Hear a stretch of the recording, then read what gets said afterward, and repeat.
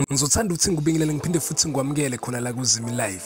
If ufuna ukuhlezi updated ngezinto ezenzala khona la eMzansi, ungasubscribe na le channel uphinde uklike ibell for ama notification. Namhlanje kwivideo yethu besikhuluma ngayo lapha noMangcobo. Mangcobo ade lokho trend last week even namanje usatrenda. Utrenda ngakho lapha ukhipha istatement sokusho ukuthi uyahamba khona lapha kuZalo.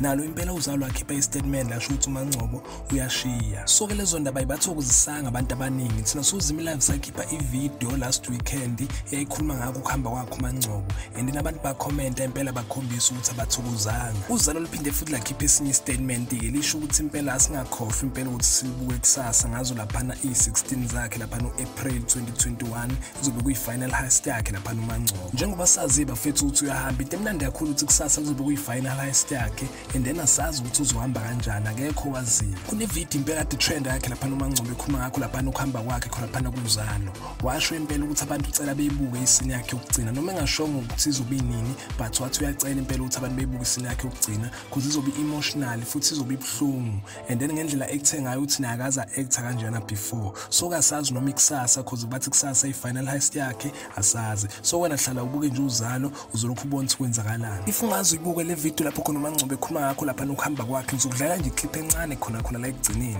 but if ufuna ivideo efully ngena kuyo le channel located so bengifuna nje ukuthi no, I'm not getting arrested.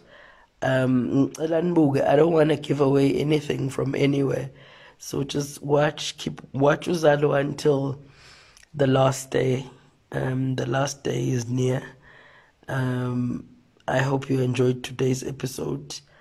Angwazi Luciwe Mdlalosa, I can't say how my story ends, but into engifuna ukisho nje ukuthi you guys are going to enjoy it and you guys are going to cry like I cried when I was shooting it because I gave real emotions and I hope you receive those real emotions that I gave